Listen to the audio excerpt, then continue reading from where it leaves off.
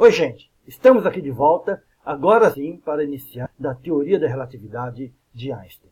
Nas aulas anteriores, nós abordamos aquele fato da dificuldade que a comunidade científica estava encontrando diante do fato de que havia uma contradição entre a mecânica de Newton de um lado e a teoria eletromagnética do outro. Ambas as teorias previam um comportamento bem diferente da luz diante de observadores inerciais. De um lado, a mecânica de Newton previa que a velocidade da luz deveria ser diferente conforme o observador inercial. E do outro lado, a teoria eletromagnética previa que não, que a velocidade da luz era essencialmente constante, dependia apenas das características do meio e que não variava em nada quando visto por observadores diferentes que se movimentavam com velocidade constante um em relação ao outro. Essa contradição levou, no primeiro momento, à teoria do elétron de Lorentz, que foi abordado na última aula, onde Lorentz tenta introduzir algumas correções na teoria eletromagnética, de modo que as suas previsões ficassem de acordo com a mecânica de Newton. Nós vimos que a teoria de Lorentz ele pecava por um fato muito grave, que ele era baseado em 11 postulados, muitos deles bastante difíceis de serem aceitos de imediato, e isso tudo, então, de certa forma, levou a teoria do elétron de Lorentz a não prosperar tanto assim. Chegamos, então, ao início do século XX, onde o Einstein, diante de um conjunto de fatores que levaram ao amadurecimento da ideia de espaço e de tempo, ele, então, em sua teoria da relatividade. É isso que vamos contar na aula de hoje. Vamos, então, à aula de hoje.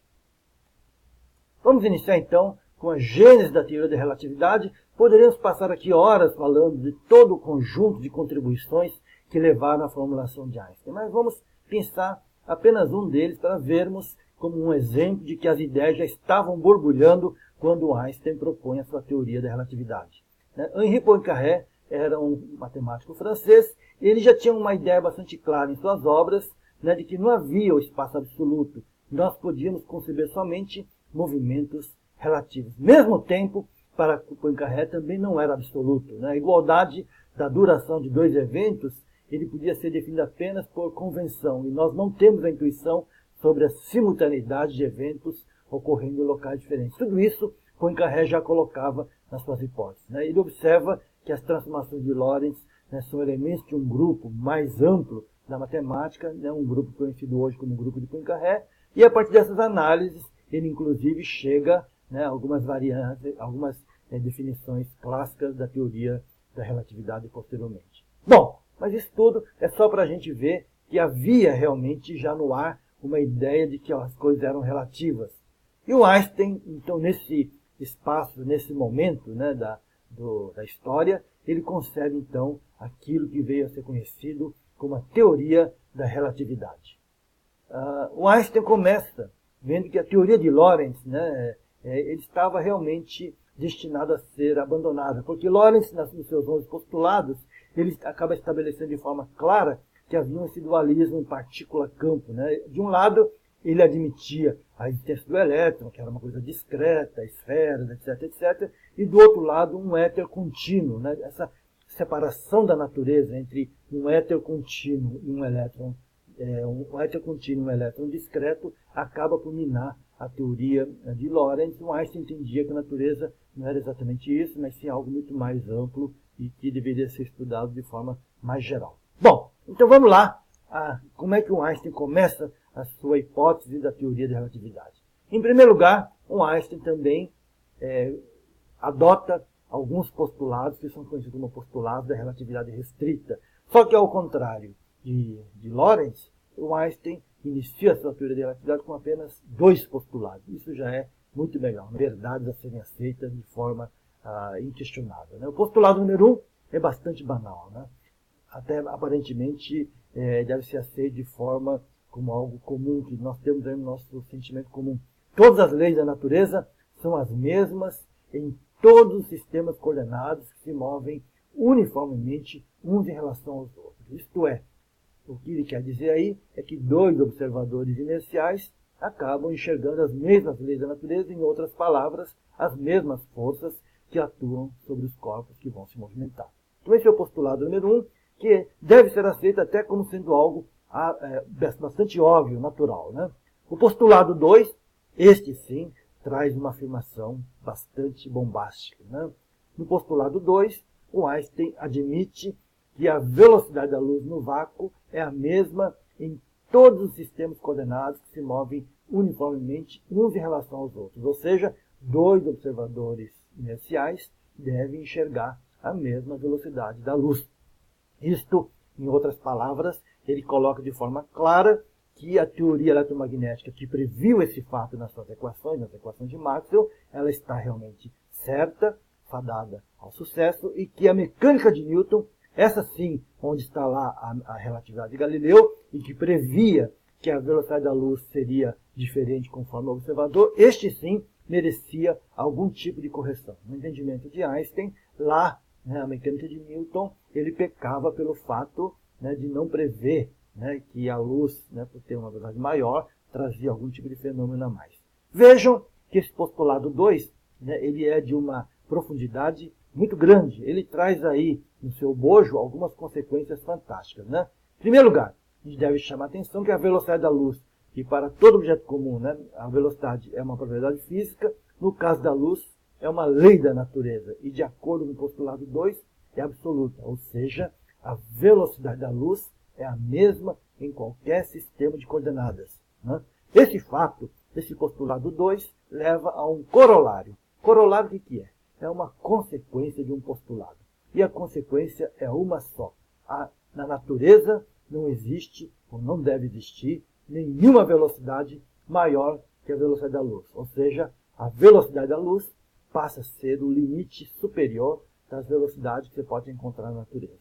Então, esse é um fato, é uma afirmação taxativa que leva a comunidade a buscar, em primeiro momento, em alguma forma de experimento, verificar velocidades acima da luz, porque se isso acontecesse, esse segundo postulado estaria irremediavelmente comprometido. Bom, mas esse postulado 2 leva a uma consequência, a um fato que exatamente está no âmago da teoria da relatividade. Ele mexe de uma forma completa com a ideia de simultaneidade. É aí que está todo o segredo do entendimento da teoria da relatividade, o conceito de simultaneidade. O que é simultaneidade? É o ponto-chave para a gente entender a teoria da relatividade. É fundamental na medida de comprimento e de tempo. Do ponto de vista clássico, dois eventos são simultâneos se ocorrem no mesmo instante. Só que isto não é mais uma verdade quando nós pensamos do ponto de vista da relatividade, como Einstein coloca. O problema é o seguinte: na natureza do postulado 2 do Einstein, não há nenhum sinal que consiga se propagar com velocidade maior que a da luz.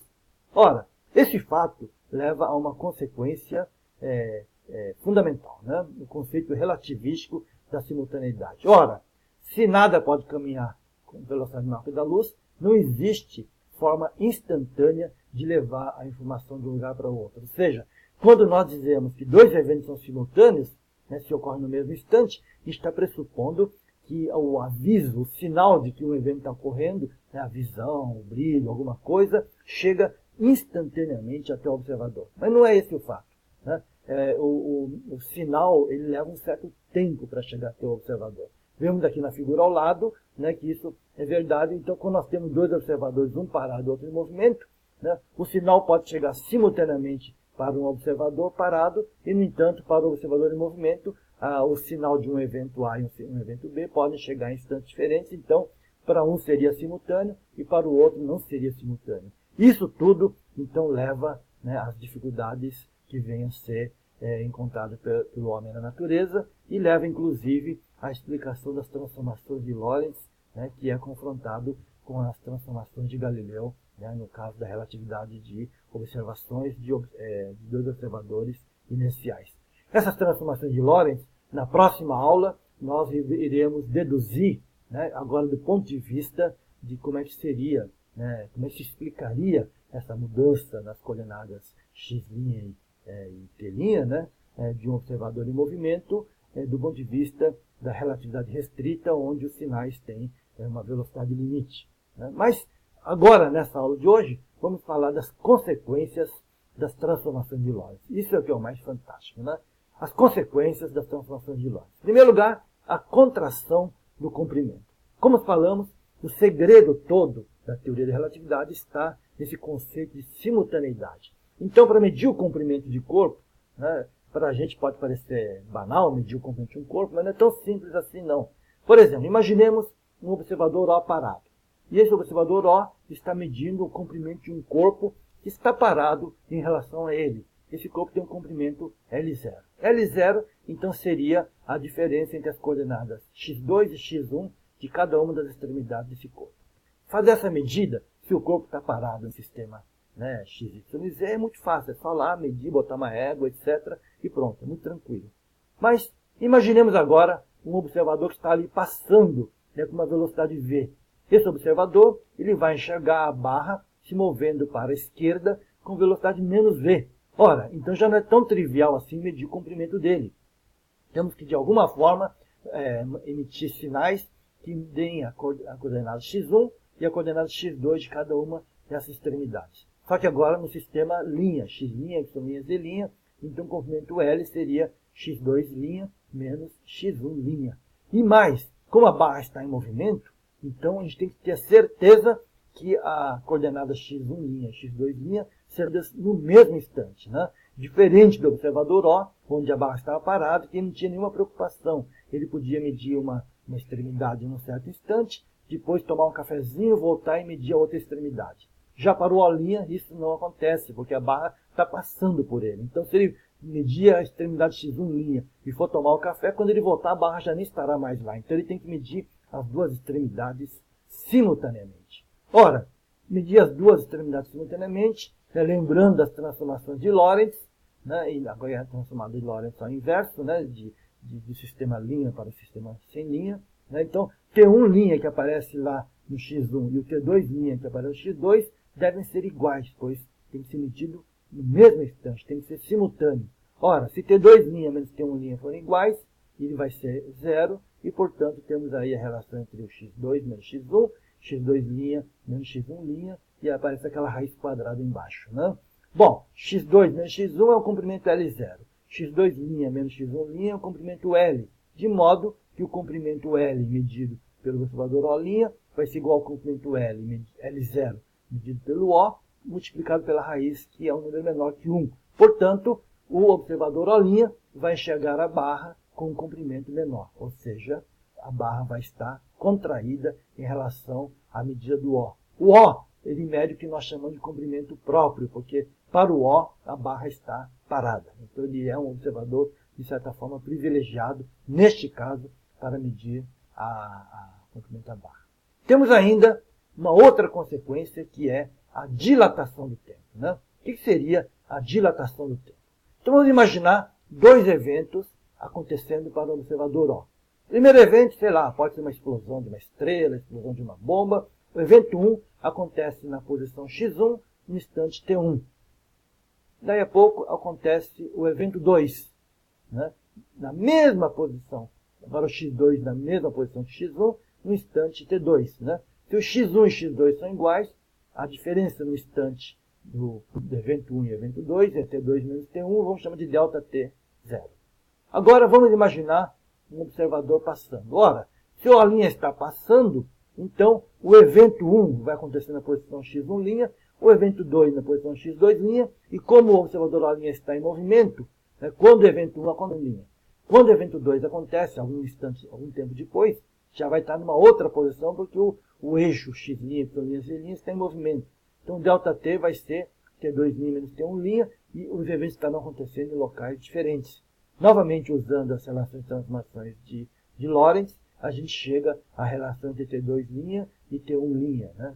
E aí, ao fazer isto, chegamos à relação entre ΔT e ΔT0, ou seja, o intervalo de ΔT0 medido pelo observador onde os eventos acontecem na mesma posição, que é chamado de intervalo de tempo próprio, ele é menor do que o intervalo de tempo medido pelo observador O', onde os eventos acontecem em locais diferentes. Então, ocorre o que a gente chama de dilatação do tempo.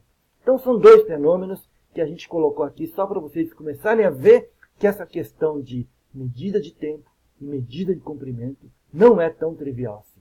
É isso que a gente vai começar a trabalhar aqui da teoria da relatividade restrita.